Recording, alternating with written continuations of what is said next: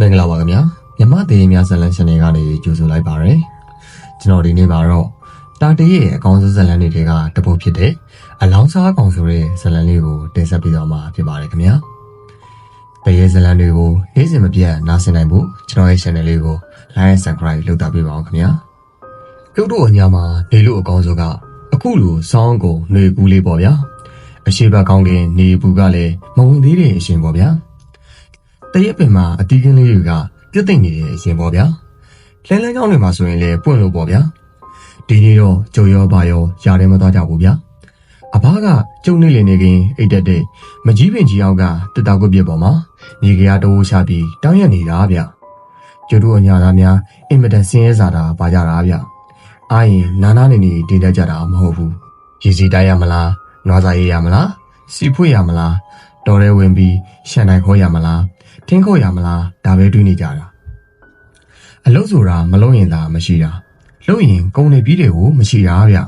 ကျုပ်ကအဖဘေးမှာထားပြီးအဖတောင်းရတာကိုထိုင်ကြည့်နေတာပေါ့ဗျာ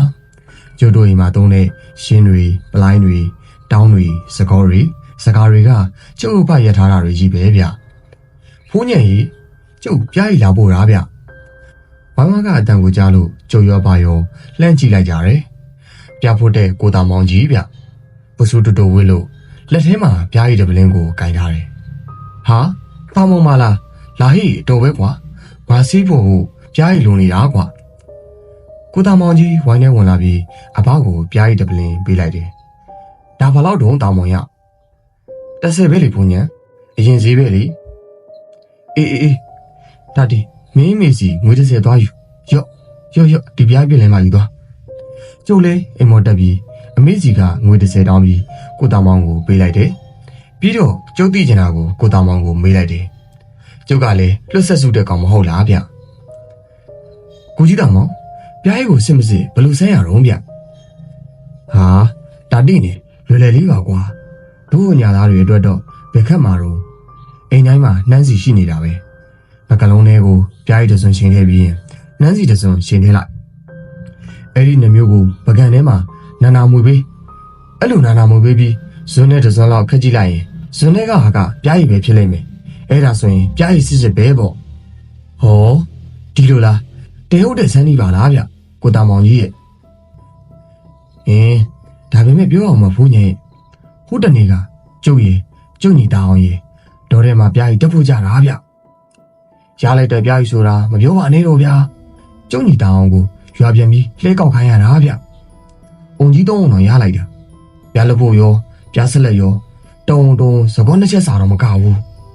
အဲ့ဒီပြောင်ကြီးတော့ကိုအင်ကနေတောင်ပြန်ယူလာတဲ့စီပြတ်တွေထဲထည့်ပြီးရွာကိုပြန်လာတာလမ်းမှာဘုသူတော်ကြီးနဲ့တွေ့ရဘုညင်ကြီး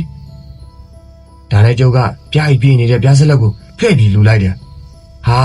ဘုသူတော်ကြီးကပြားဆက်လက်ကြီးကိုအားရပါရဝါစာပြတာပြို့ပြီးလေပြီးရော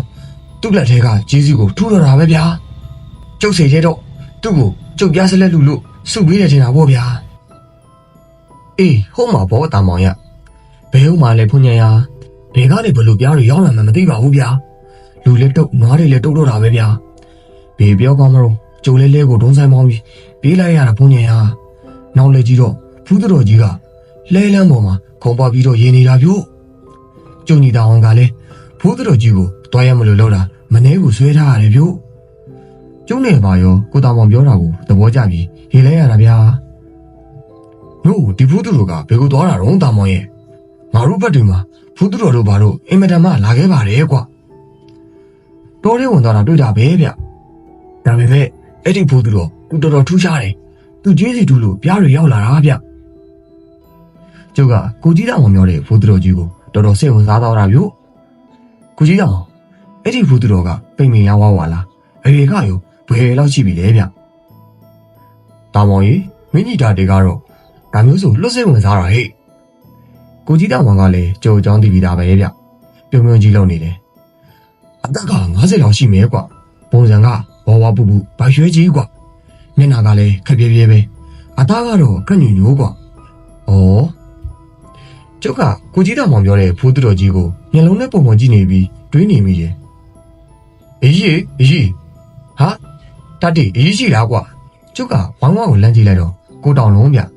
ကိုတောင်လုံးရဲ့အဖေကမုံဆိုးဗျတားကောင်ပြစ်တယ်ဖိချောင်းနေတောဝက်ရသည်ကိုအဓိကအမဲလိုက်တာပေါ့ဗျာအခုတော့သူ့သားကိုကြီးတောင်လုံးမှာတားဖနေအောင်တော်ရဲဝင်နေကြတာဗျတောဝက်ဆူဆူရရင်အမေကိုလာပြီးရောင်းနေကြဗျ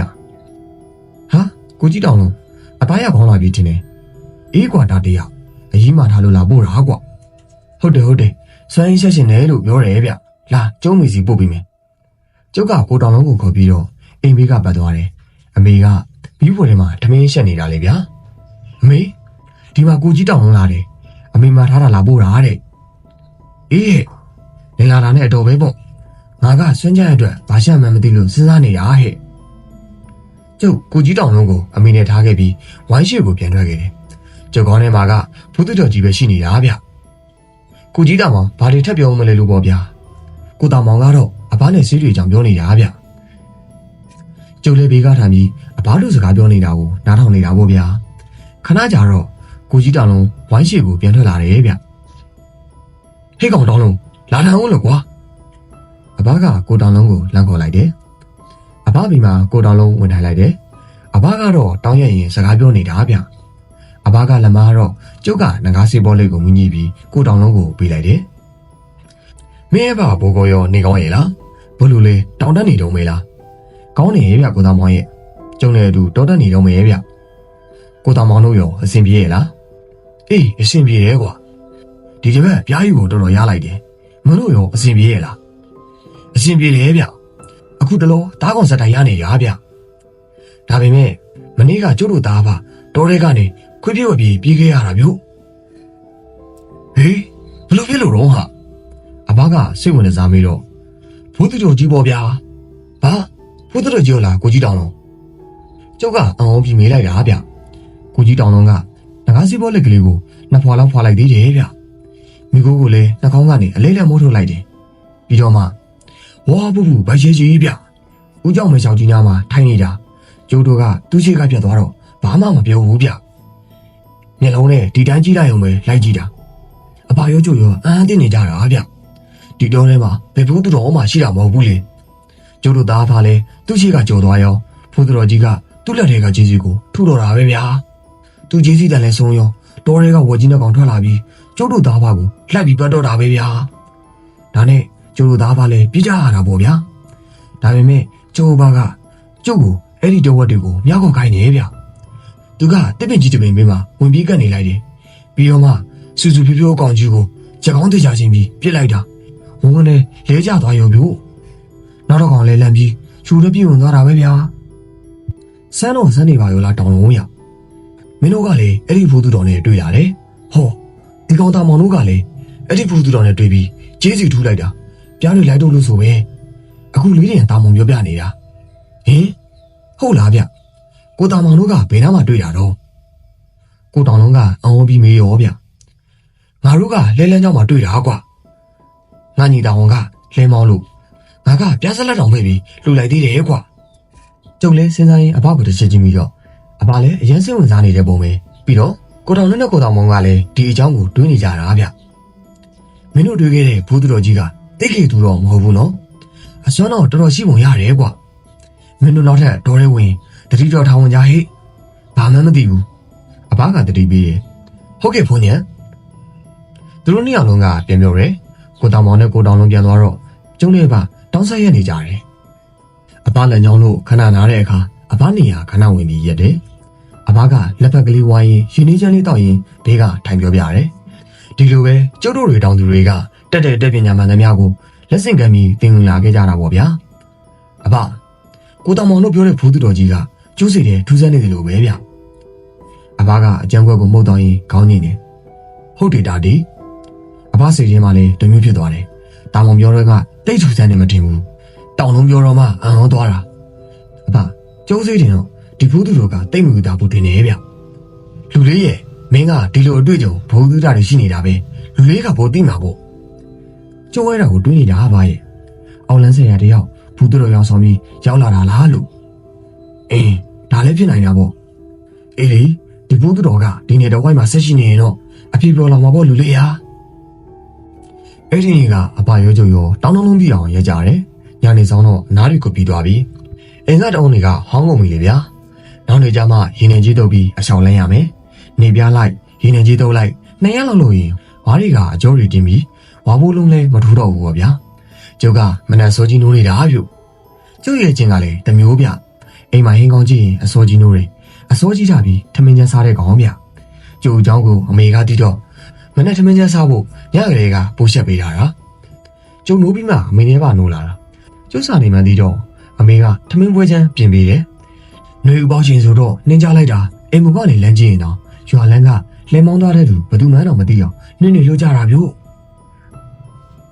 ကျုပ်တို့သားမိသားဖ3ယောက်ဝတ်သားရင်းနဲ့ထမင်းချမ်းစားပြီးတော့အိရှိတန်းသားလေးမှာအဘကကွန်စားကျုပ်ကငကားစီးပေါ်လေးပွားအမေကရင်းနှီးချမ်းလေးနဲ့ခဏတန်စိန်နေကြတာဗျတာတီကြီးတာတီဟေးတာတီနိုးပြီလားဟေးဝိုင်းဝါကနေကျုပ်ကိုလမ်းခေါ်နေတာဗျနှင်းနေပိတ်နေတော့ဘယ်သူမှတော့မသိပါဘူးဗျာဟဲ့ဘယ်သူတော့နှင်းနေပိတ်နေတာဘယ်သူမှမသိဘူးအတန်ပြလိုက်လေတာတီအမေကပြောတော့မှကျုပ်လေလမ်းအတန်ပြလိုက်တယ်ရှိရဗျလာလေဝင်ခဲ့နှင်းနေပိတ်နေလို့ဘယ်သူမှကိုမသိတာငါပါကွာတာတီရမင်းကောင်ကဝတ်တိုးပါကွာဟာဟေးကောင်ဝတ်တိုးမင်းကလည်းတန်းဝင်လာခဲ့ပါလားကွာတကယ်ကောင်ကွာမင်းကငါစီလာတာအဲ့ဒါလုံနေရသေးလားကွာဒီကောင်ဝတ်တိုးဒီတော့မှဝိုင်းနေဝင်လာတာကွာဝတ်တိုးဆိုတဲ့ကောင်ကဂင်တိုတိုဘက်ကနေနေရွှေ့တယ်ဗျကျုံးတွေကတော့တွေ့ရတယ်ပေါ့ဗျာမြို့ချောင်းတက်တော့ကအတူတူလေဒီကောင်နာမည်ကရှင်းညိုဗျဒါပေမဲ့ဘယ်သူကမှရှင်းညိုလို့မခေါ်ကြဘူးဗျဝတ်တိုးလိုပဲခေါ်ကြတာဗျကျုပ်ကတော့လွတ်ခင်နေကောင်လဲချောင်းရင်ဂမူရှူတူအခုလည်းနေတော့ထဲမှာဂမူရှူတူထိုးထွက်လာတာဗျလာဝတ်တိုးထိုင်ကျုပ်ကလည်းဒီကောင်မသိကြတဲ့ကငကားစပေါ်လက်ကလေးကျိုးညီချပေးတာဗျဝတ်တိုးကလည်းကျုပ်လိုပဲငကားစပေါ်လေးဓာတ်ကြိုက်တာဗျကျော်ဝတ်တိုးငကားကွာရော့ဝတ်တိုးကခေါင်းကခမောက်ကိုရှူပြီးကျုပ်ပေးတဲ့စလစ်ကိုဖော်တော့တာပဲပြို့ဟဲ့ဝတ်တိုးနေပါကိုကြီးကျော်တို့နေအမေမပြားကြီးတို့နေကောင်းရဲ့လားဟဲ့ဟုတ်ကဲ့နေကောင်းကြပါတယ်အကြီးတို့ဘုံညံတို့ရောနေကောင်းကြရဲ့လားအေးကောင်းတယ်ဟဲ့ဝတ်တိုးနေတော်ထောင်ဘက်ကိုအရင်လောက်လာတာမတွေ့တော့ပါလားဘာလို့တောင်ပိုင်းကနေမိုးနေတဲ့ဝမ်းကြီးမသမီးအိမ်တော်ကြသွားလို့မလာတော့တာလားဟာအကြီးကလည်းမဟုတ်ပါဘူးဗျာကျုပ်ရတဲ့စင်းနေရလို့ပါဗျဝတ်တိုးကရှက်ကုရှက်ကန်နဲ့ရေတော့တာပေါ့ဗျာကျုပ်လည်းပြုံးနေရတော့တာပေါ့အမေပြောလိုက်ရဝတ်တိုးချိုင်တိတ်တိတ်ထိသွားတာကျုပ်တည်တာပေါ့ဗျာနေပါဦးကဝတ်တိုးရအစိုးကြီးနေတော့လည်းထားချောက်လာတာဘာတွေများအကြီးကိစ္စရှိလို့တော့ဝတ်တိုးကတောင်းလက်ဆစီပေါ်လေးကလေးကိုဆက်လက်ခွေတဲ့ချပြီးဒီလိုကတာတရမနေ့ကမနက်အစိုးကြီးဒီလိုနည်းနေပြေးနေကြတော့ငါတို့မီးအောင်ရွာထဲမှာနင်းတော်ရဲကကြီးစီထူတန်ကြားရတယ်ကွာဟေးကြီးစီထူတန်ဟုတ်လားဝတ်တိုးကျုံနေကအလန်တကြားဖြစ်သွားကြတာဗျအမေကတော့ဒီအကြောင်းကိုဘာမှမသိတော့ဘာမှမဖြစ်ဘူးပေါ့ဗျာအေးဟုတ်တယ်ဒါနဲ့နေပါအောင်ကွာမင်းကငါပြောတာကိုဘာလို့အလန်တကြားဖြစ်သွားတာလဲဒီအကြောင်းကိုမင်းသိနေလို့လားဟာမဟုတ်ပါဘူးကွာဝတ်တိုးကမနေ့ကကိုတောင်မောင်တို့ကိုတောင်လုံးတို့ပြောတယ်ဖူးသူတော်ကြီးကိုတွားပြီးတတိယလိုက်လို့ပါနေပါအောင်ကွာဝတ်တိုးရမင်းတို့ရမှာကြီးစီထူတန်ဖူးသူတော်ကြီးပဲလားဟာအတန်မဲကြားတာတဲ့ဘာမှမမြင်ဘူးလို့ပြောကြတယ်နင်းနေလွတ်ပိတ်နေတာမင်းအခုပဲပြင်ကိုကြည့်လိုက်လေရွာလန်းကိုမြင်ရလို့လားနေအောင်ကွာတာတရငါပြောတာအဲ့ဒီပဲမဟုတ်ဘူးကွာမြင်ကိုမမြင်ရတာတန်မဲကြားရတာလို့ပြောတာဟေးမင်းတို့လိုက်ကြည့်လို့လားကြည့်ကြတာပေါ့ကွာစိုးစီကြီးစီတန်ကြရတော့ဟာဒါဘာတန်လုံးဆိုပြီးလူတွေထက်ကြည့်ကြတာတချို့ဆိုရင်ကိုနောက်မှာကပ်ပြီးထုသွားတာကိုကြားရတယ်ကွာဒါပေမဲ့ဘာမှမမြင်ရဘူးလေကွာဟေးဟုတ်လားဒါဆိုအကောင်လည်းမမြင်ပဲအတန်ထွက်လာတာပေါ့အဲ့လိုလားအေးဟုတ်တယ်ငါပြောတာအဲ့လိုပြောတာကျုံနေတဲ့ဘာနဲ့တောင်းတဲ့တရားကိုလက်ကြည့်မိကြရတယ်အဖကျိုးစေးတင်တော့ဒါကိုတောင်မောင်တို့ပြောတဲ့ဘူးသူတော်ကြီးပဲဖြစ်မှာဗျအေးအဖလည်းအဲ့လိုပဲထင်နေတာတိဒါဆိုရင်ကိုတောင်မောင်တို့ကဘူးသူတော်ကြီးကိုမြင်ပြီးတော့ဘောသူတို့မီးလောင်ကလူတွေမမြင်ရတာဘာလို့ဘောလဲဗျကျုပ်လည်းတွေးမရလို့အဖကမေးတော့အဖကတာတီမင်းစဉ်းစားတာလုံးနေသေးလို့ကွာတာမောင်တို့တောင်အောင်တို့ညီကိုတွေဆိုတာတက်တက်လုံးပြဖို့စားလာတဲ့ကောင်တွေကွာတောင်လုံးတို့သားဖားဆိုတာလဲမိုးဆိုးတွေလေကွာတက်တက်လုံးအကုသို့လုံးလုံးနေမှာတော့အကုသို့အေးလွမ်းပြီးမကောင်းဆိုးဝါးတွေပါတွေမြင်မြင်မှာပေါ့ကွာဟောသူတို့ရွာကလူတွေကအဘတို့လိုတောင်းသူတွေလေအကုသို့နေကြတော့အဲ့ဒါကြောင့်မမြင်တာဖြစ်မှာပေါ့လူလေးရဲ့ဟာအဘတက်ပြတာဟုတ်နိုင်ရဲ့ဗျဟုတ်နိုင်ရဲ့နေပါအောင်ကွာဝတ်တို့ရမင်းအခုငါစီလာပြောတာအဲ့ဒီထူးဆန်းတဲ့ကြီးစီတန်ကြောင်းလားဘေကဟိုးရမှာတော့တာတေးဟာမင်းနဲ့ဘာနဲ့ စကားမဆုံးသေးလို့ငါထိုင်ဆောင်နေတာဝတ်သူကစလိဖွာရင်အေးအကြီးစီးတန်ကြလို့တနားရီလောက်ကြာတော့ရွာလေပိုင်းကငိုတန်ကြီးထွက်လာတော့တာပဲကွာဟေးဘာဖြစ်လို့တော့ကောက်ဝတ်သူရမလေးဘူးအဖေဖိုးတို့ကမင်းသိရမို့လားအေးသိရဝေါကောက်ဝတ်သူရမင်းတို့ထန်းထဲမှာတော့တခါနာကဆုံမှုသေးတယ်အေးဟုတ်တယ်ဖိုးတို့ထိုင်နေရကနေမူလိုက်တယ်ဆိုပြီးအသက်ပါသွားရောဟေ့ဟာဖိုးတို့ဆုံးပြီပြောဟုတ်လားအေးမနေ့မနေ့ကပဲဆုံးသွားတာကွာမင်းရောက်ငုံကငါတို့ဆုံးသွားပြီဟုတ်လားဝတ်သူကျုပ်အမေကဝင်မေးတာဗျကျုံးတို့အပါလဲတော်တော်စိတ်မကောင်းဖြစ်မိရဲ့ဗျာဒါနဲ့ဝတ်သူဘိုးတို့ဆုံးတာနဲ့လူမမြင်ပဲကြားရတဲ့ကြီးစီတန်နဲ့ပတ်သက်နေတယ်လို့မင်းတို့ရသူရသားတွေကထင်နေတယ်မို့လားကွာနေဦးတာဒီငါမှပြောပြစရာရှိသေးတယ်အဲ့ဒါနဲ့ငါတို့ကလာသားတွေစုပြီးမလိပ်ဘူးတို့အိမ်မှာအာတုဘကိစ္စလုပ်ရတာပေါ့ကွာအကောင်းဆက်အလောင်းစင်ဆောက်ပြီးညနေ3 နာရီလောက်ကြာတော့အာတုဘကိုအကောင်းသွင်းကြတယ်အကောင်းကိုအလောင်းစင်ပေါ်တင်ပြီးထမင်းမကန်နဲ့ထမင်းကျွေးမြင်းရင်ထုံးပေါ့ကွာညရောက်တော့လဲထုံးစံတိုင်းပေါ့ကွာရွာတွေကလူတွေကဘယ်ဝိုင်းလို့အာတုဘဆောင်းကြတာပေါ့တန်ကောင်လောက်ကြတော့ရွာထဲမှာကြီးစီတန်ကြားရရောဟိဟာ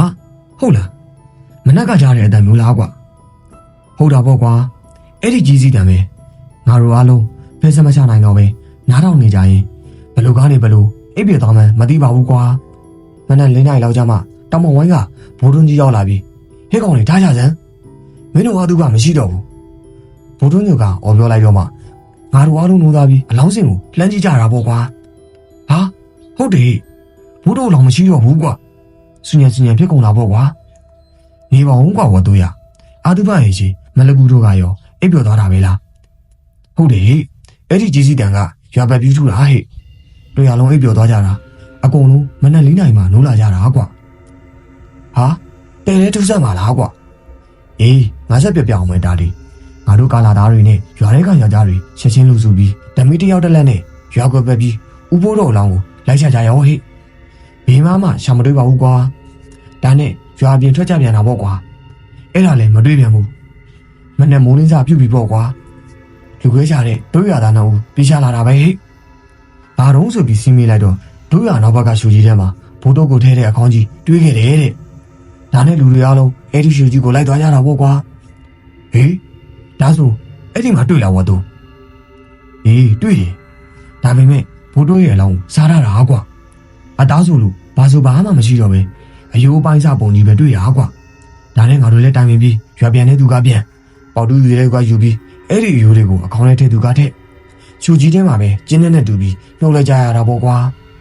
ရွာထဲပြန်ရောက်တော့အဲ့ဒီတဲ့င်းကပြန့်သွားပြီးလူတွေကြောင်းရုံကုန်ကြတာပေါ့ကွာတချို့မိန်းမတွေဆိုကြောင်လုံးလို့ငိုတော်ငိုကြလို့ဟေ့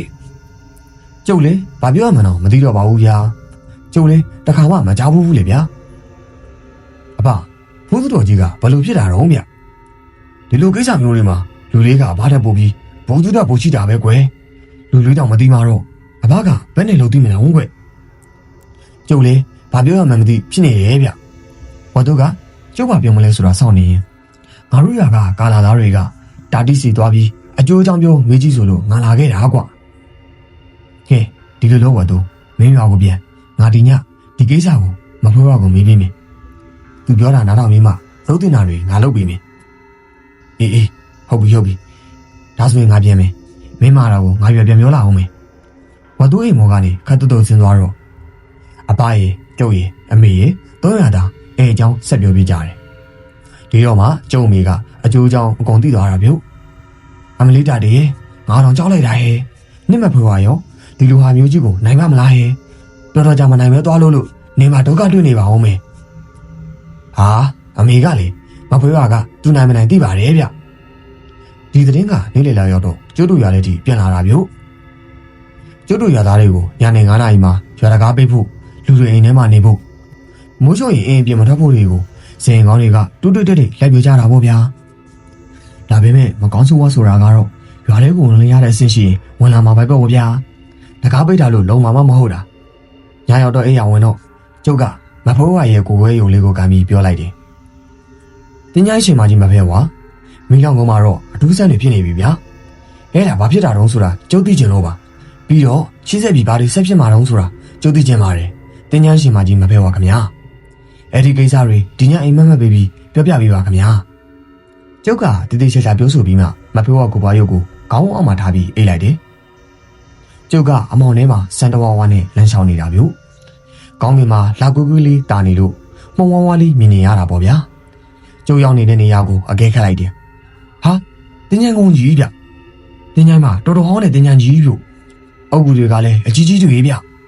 ဒါပေမဲ့အားလုံးကဟောင်းမင်းနေပါပြီရိုးရိုးအုပ်ကူဆိုတာတိတ်မရှိတော့ဘူးဗျ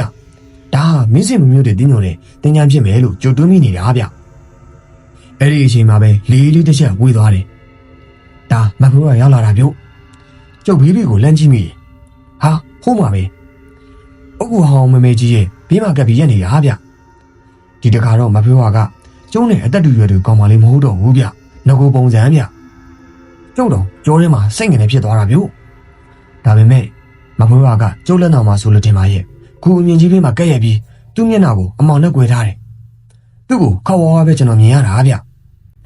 ဒါဒီအဲ့ဒီဘူးသူတော်ကလူဘွားတော်ကမတော်လောဘထားခဲ့တာသူ့ကိုခေါ်လာတဲ့ဘုံကြီးကြောင့်ပစ္စည်းတွေကိုအမြဲခွဲဝတ်ယူတယ်ဆရာတော်မသိအောင်နေလွှဲညစာခိုးစားတယ်ရဟန်းတန်ဃာတော်တွေကိုလူမဲ့အစားစားတွေကိုခုယူစားတော့တယ်တေတော့ရက်ခုကြီးဖြစ်နေတာအလောင်းစားကောင်ကြီးလေငါတော့သူ့ကိုလွယ်လွယ်နဲ့နိုင်မှာမဟုတ်ဘူးနင့်ကငါပြောပြမယ်တေးသေးချာချာမှတ်ထားမနေ့ပြန်ဆိုရင်အဲ့ဒီရက်ခုကောင်နေလို့ရောက်ကိုဝင်လိမ့်မယ်လူတယောက်သေးလိမ့်မယ်ညရောက်ရင်နေအလောင်းကိုဖယ်ပြီးအကောင်းနဲ့ဝင်နေလက်ထဲမှာနင့်ဆရာကြီးတွေပေးထားတဲ့တင်ကိုရှင်မန်းခွင့်ရှိတယ်မို့လားဒီအကောင်ကြီးကလူတွေကိုအိပ်ပျော်အောင်လုပ်ပြီးအကောင်းကိုထမ်းပြေးလိုက်မယ်နေမကြောက်နဲ့နင်းနောက်ကငါလိုက်လာမယ်အကောင်းဖွင့်တာနဲ့ရှင်မန်းခွင့်ရောက်အောင်သာစွတ်ကျန်တာငါလုံးမကြားလာတာလေစိတ်ချပါတင်ညာရှင်သခင်မကြီးကျိုးရင်မကလန်လို့တော့မနက်9 နာရီလောက်ရှိပြီကျိုးရကားထားပြီးမျက်နှာတက်တယ်ပြီးတာနဲ့မြက်ကွင်းစီးသွေးပြီးတော့ကွင်းတယ်ခဏနေတော့အမေနဲ့အဘနိုးလာတယ်တတ်ဒီအစောကြီးနိုးနေပါလားကိုညံတော်သားတော့ပွေလီကိုပြင်းနေပြီထင်တယ်အဘနဲ့မေမျက်နှာတက်ကြပြီးရင်ဖျားရှင်ကိုပြီးပေးအိတ်တွေရွနေကြပြီတော့ဒီနေ့ဒီကောင်ကြီးကျုပ်တို့ရတယ်ဝင်လဲမယ်ဟေးဟုတ်လားနင်းတိပြီဟုတ်လားတတ်ဒီကျုပ်ကအမေကိုခေါင်းမငိမ့်ပြလိုက်တယ်အဘနဲ့မေလည်းကျုပ်ပြောတဲ့အတိုင်းလုပ်ကြတာပေါ့ဗျာဟဲ့တတ်ဒီလာပြီကြားလာကြည့်စီတယ်ကြားတယ်မေဘာမှမကြောက်နဲ့ပေးပဲဆွေးရနေကြကျုပ်ဝိုင်းနေပြေးချင်းခဲ့တယ်ရှန်တော့ကမကြီးမီညီနာမှာကပ်ပြီးစောင့်နေလိုက်တယ်ဟာလာနေပြီပြုတ်ကျုပ်တို့နေတဲ့ရွာလယ်လန်းအတိုင်းလာနေတာပြုတ်နင်းကလည်းပိတ်နေအောင်ကိုကြားနေတာပြုတ်ဟောလာနေပြီဟုတ်တယ်ဗျဘူးသူတော်ဝါဝါကြီးဗျအောက်ပိုင်းမှာအဝိဖြစ်ကြီးခတ်တို့ပတ်ထားတယ်အပေါ်ပိုင်းကပိတ်ဖြူကိုတင်ုံမဲတင်ထားတာဗျလက်ကကြီးစီကိုတော့စတိုက်ထုနေတာပြုတ်ကျုပ်တစ်ပင်ခွဲပြီးတေးသေးချာချာကြည့်တယ်နေကင်းကြောင်တော့ရွာထဲကိုဝင်နိုင်တဲ့မကောင်းဆိုးဝါမျိုးဒီတခါပဲတူတူသေးတယ်ဗျာအင်းကျုပ်တို့ရွာမှာလူတယောက်တော့တေအောင်မှာပဲပေါ့ဗျာကြီးစီတန်ကတပြည့်ပြည့်ဝေးသွားပြီဗျရွာနောက်ပိုင်းကိုရောက်သွားတယ်ထင်တာပဲကျုပ်လည်းအိမ်မော်ကိုတက်ပြီးညကွင်းစေးကိုဘော်ကင်းနဲ့နှင်းဖြူနဲ့ဖျက်ပစ်လိုက်တယ်ကျုပ်အပားနဲ့မေကတော့ပေးဆဲရနေတော့ပေါ့ဗျာခုလောက်ဆိုကျုပ်တို့ရွာထဲကလူတွေလည်းဒီကြီးစီတန်ကြားပြီးကြောက်လန့်နေကြရောပေါ့ဗျာအဘတို့ပေးပြီးတော့ကျုပ်တို့သားမိသားဖတွေခင်းညင်ဒီပန်တွေပြော်လေးနဲ့ထမင်းချမ်းစားကြတယ်ကိုကြီးတာလေးဟာဒါကြောက်ခဲတံပဲလူတော့မမြင်ရသေးဘူးညနေပိတ်နေတာကိုဗျဒီကောင်လဲကျုပ်ကိုလမ်းခေါ်ရင်ဝိုင်းနေဝင်လာနေတာဗျမကြီးမကြီးနာရောက်မှကြောက်ခဲကိုကျုပ်တွေ့ရတာအော်တမလေးလည်းပါလာတာကိုဟဲ့ကောင်လေးလမ်းပြအိမ်မော်တက်ခဲ့ကြသူတို့လည်းအိမ်မော်ကိုခတ်တော့တက်လာကြတယ်ကိုကြီးတာလေးစောစောကကြီးကြီးပြန်ကိုကြားလိုက်သေးလားဟာကြားလိုက်တာဗောကွာကြောက်ခဲရကြားရုံနဲ့မကောင်းဘူးငါအကောင်ကြီးကိုပါတွေးလိုက်တာဟင်ဟုတ်လားဘယ်လိုပါတော့မြတ်ဘူးသူတော်ကြီးကွာဟိုတက်နေကြတဲ့ကကိုတောင်မောင်တို့ကိုတောင်လုံးတို့တွေးခဲ့တယ်ဆိုရင်ဘူးသူတော်ကြီးပေါ့ကွာဟာဒီလူတွေကဘူးသူတော်ကြီးကိုတွေးလာတယ်ဟုတ်လားမိလောင်ကောင်မှာဖြစ်တဲ့တဲ့ရင်ကမနေ့ကတည်းကကျုပ်တို့ရမှာပြက်နေရဗျရွာတွေကလူတွေတအားကိုကြောက်နေရတာကိုကြီးတာတေးအေးငါလည်းသိပါတယ်ကွာငါဘာမှမတတ်နိုင်သေးလို့ပါကွာဒီညတော့ဒီကိစ္စကိုငါရှင်းပါပါဟာဒါဆိုကိုကြီးတာတေးမဘွားကိုပြည့်နေမှာပေါ့ကျုပ်တို့ဘာလုပ်ပေးရမလဲပြောဦးလေဗျာမဟုတ်ဘူးကွာကြောက်ခဲရငါမင်းညကလေးကမဖေးဝါနဲ့တွေ့ပြီးပြီအကျိုးကြောင့်အားလုံးလဲငါ့ကိုပြောပြပြီးပြီဟာဟုတ်လားကျုပ်တို့ဘာကူညီမယ်ဗျာဒီနှကောင်ရဲ့တက်တီကိုယုံကြည်တာပါဗျတာတေးနိုးပြီလားဟဲ့ဘယ်သူတော့မြ ကျုံနုံနေလာပြီဗျဝင်ခဲ့လေနင်းနေကပိတ်နေတော့တေချာကြည့်ရင်ဟာကိုတောင်မောင်ကြီးပါလားဗျဆိုပါဦးမော်တော်ကိုဘာဖြစ်တာတော့ဗျတတိငါညီတောင်ဆုံးပြီကွာဗျာကိုတောင်ဆုံးပြီဟုတ်လားစင်မကောင်းလိုက်တာဗျာဘလို့ဖြစ်တာတော့ဗျဘာမှမဖြစ်ဘူးကွာအကောင်းကြီးကနေခောက်ကနေဆုံးသွားတာကွာဘိုးသူတော်ကြီးကျေးဇူးတင်ကြောင့်ဖြစ်မှာပေါ့ကွာကိုတောင်မောင်ကပြောရင်ငိုချလိုက်တာအားပြုအမေနဲ့အဘကလည်းကိုတောင်မောင်ကိုကြည့်ပြီးစင်မကောင်းလို့မျက်ရည်ကြောင်ဝန်းနေကြတာဗျကိုတောင်မောင်ဘိုးသူတော်ကြီးကိုထွက်ကြည့်လိုက်သေးလားဗျငါကြည့်လိုက်တဲ့တာတေးကငါမြင်တယ်တခြားသူတွေကတော့မမြင်ဘူးပြောတယ်ဒါပေမဲ့ငါကတော့တေးသေးချာချာမြင်လိုက်ပါတယ်ကွာခုနေ့ကငါတို့တွေ့ခဲ့တဲ့ဘိုးသူတော်ကြီးပါပဲကွာငါထင်နေတာတေးအဲ့နေ့ကငါညီတောင်လဲဘော်ကနေဆင်းရမယ်လို့ငါမနဲ့ဆွဲထားရတာကွာအဲ့ဒါကြောင့်လာတတ်တာထင်တယ်ကွာကျို့လေဘာမှမပြောတတ်တော့ဘူးဗျာဒါနဲ့ကိုတောင်မောင်တို့အိမ်ကိုကြောက်ခဲတို့နဲ့လိုက်ခဲ့တယ်လမ်းမှာကြောက်ခဲနဲ့တမနီတို့ကလူခွဲပြီးရွာထဲကကာလာသားတွေကိုလိုက်ခေါ်ကြဖို့ဖတ်သွားကြတယ်ဗျကိုတောင်ကကျုပ်တဲ့ချောင်းနဲ့ကြည့်ပြီးလူလေးကတေးသေးလေးဗျလူရှိလူခွင်ကလည်းလွတ်ပေါ်တယ်သူဗျရွာထဲကလက်သမားတွေကလည်းရောက်လာကြတာပေါ့ဗျာလက်သမားတွေကအကောင်းဆက်ဖို့ကာလာသားတွေကပြင်းမုတ်တွေဝယ်လာကြတယ်ကဲဦးကြည့်တော့အတိုင်းကိုတောင်အောင်အတိုင်းနဲ့မီးဦးနဲ့ကျုပ်အတိုင်းနဲ့ယူပါအာသူဘအိမ်ကလူတွေအကုန်လုံးကျုပ်ကိုဝိုင်းကြည့်ရတယ်ဗျကျုပ်ကလည်းလမ်းမှာကိုတောင်မောင်ကိုအကျိုးအကြောင်းပြောပြထားတယ်လေဗျာတာတီဒါနောက်ကျမဟုတ်ဘူးဗျနမိတ်မရှိနမမရှိကြတွေမပြောပါနဲ့လက်သမားဆရာဦးကြည်တောင်းကကျုပ်ကိုစူတယ်ဗျကျုပ်ကကိုတောင်မောင်ကိုလမ်းကြည့်လိုက်တယ်ကိုတောင်မောင်ကဦးကြည်တောင်းတာတီပြောတဲ့အတိုင်းလုပ်ပေးလိုက်ပါတောင်ကညက်တော့တောင်အောင်အတိုင်းနဲ့လုပ်ရင်တာတီခေါင်းနဲ့ဝင်လဲရမှာမဟုတ်ဘူးဗျဟေးဒီလာကတောင်အောင်လေကွာတာတီကဘာကြောင့်အခေါင်းနဲ့ဝင်ရမှာတော့လက်သမားဆရာကိုကြည်တောင်းကနားမလဲတော့ဘူးပေါ့ဗျာဒီမှာတင်ကိုတောင်မောင်ကဦးကြည်တောင်းကိုအင်မေကတဲ့ရဲ့ပင်ကြီးအောင်လက်ကုပ်ခေါ်သားပြီးတူတူတိတ်တိတ်နဲ့အကျိုးအကြောင်းပြောပြတယ်ကျုပ်အိမ်မော်ကလမ်းကြီးတော့ခေါင်းတင်းညင်ညင်နဲ့နားထောင်နေတာဗျအခုမှဦးကြည်တောင်းသဘောပေါက်သွားပြီးကျုပ်ကိုရေပေါ်တိုက်တဲ့ခုံပေါ်မှာလှည့်ခိုင်းပြီးတော့ကျုပ်ကိုတိုင်းယူတာပေါ့ဗျာအကောင်းဆက်လို့ပြီးတော့ဦးကြည်တောင်းကကျုပ်ကိုအကောင်းနဲ့ဝင်ခိုင်းတယ်ကျုပ်ကလည်းဝင်ရေးလိုက်တယ်အတုကလာတဲ့သူတွေကတော့မျက်နှာတွေပြက်ပြီးကျုပ်ကိုကြည့်နေကြတယ်တာတေကတော့ကွာလောကမှာတတိလေးရှိတဲ့ကောင်ပဲမတတ်နိုင်ဘူးလေဗျာကျုပ်ကလည်းဒါမျိုးတွေလုပ်ဖို့စွန့်စားဖို့လှုပ်ဆင်ဝင်စားတာလေဗျာအကောင်အုံးမှာလွန်တဲ့အပေါက်တွေဖောက်ခွန်းရတယ်ဒါမှကျုပ်အသက်ရှူလို့ရမှာပေါ့ဗျအလောင်းစင်ပြင်းတယ်အလောင်းစင်ပေါ်မှာအကောင်းတင်တယ်အကောင်းထဲမှာအလွတ်ထားပြီးတောင်းအောင်လောင်းကတော့အင်းထဲမှာပဲဗျမိုးချိုးတော့အာသူပေါက်ကိုပြင်းတဲ့အတိုင်းမင်းရင်တလုံးထုံးပြီးအလောင်းစင်ပြေးမှာသမင်းဝိုင်းလေးပြင်ထားတယ်ညရောက်တော့ကျိုးလေးရက်ခွင်းစီးကွင်းပြီးတစ်စုံတော်ကိုတွေးပြီးနားနှစ်ဖက်မှာလင်းတယ်ဒါမှကြီးကြီးတန်ကြရင်ကြောက်အိမ်မပြင်သွားလေဗျာကြောက်ခင်းတဲ့တမနီကိုလည်းနားနှစ်ဖက်စလုံးမှာတစ်စုံစီးတော့တွေးပြီးလင်းပေးထားတယ်ဒီကောင်တွေအိတ်လို့မပြောမှအိတ်သွားတဲ့သူတွေကိုနိုးပြီးကျုံတော့ကိုလိုက်နေမှာလေဗျာဟာကြီးကြီးစံကြီးစပြီးကြားရပြီပြုတ်ကျုပ်ကအလောင်းစင်မော်တက်ပြီးအကောင်းထဲမှာဝဲလိုက်တယ်ကျုပ်လက်ထဲမှာလည်းမဖွေးပါမာထားတဲ့အတိုင်းရှင်မန်းခွင့်ကိုကင်ထားတယ်ရှင်မန်းခွင့်ဆိုပေမဲ့ခေါင်းကိုဆွလို့ရအောင်ခက်ကြီးကြီးလုပ်ထားတာဗျကြောက်ခင်းတဲ့တမနီကအကောင်းဘုံကိုတတိချာချာတန်ရက်ပြီးဖုံးလိုက်တယ်ပြီးတော့ဒီကောင်တွေအိမ်မော်ကိုတက်ပြေးကြတာပေါ့ဗျာအိမ်ပေါ်မှာကတော့အောင်လင်းတမီကြီးထုံးပြီးဖဲရှားနေကြတဲ့ဝိုင်းသုံးဝိုင်းဗျရွာတွေကကာလာသားတွေအကုန်ရောက်နေကြတာဗျအားလုံးကိုကြုတ်ခေါ်ထားတာလေဗျဟော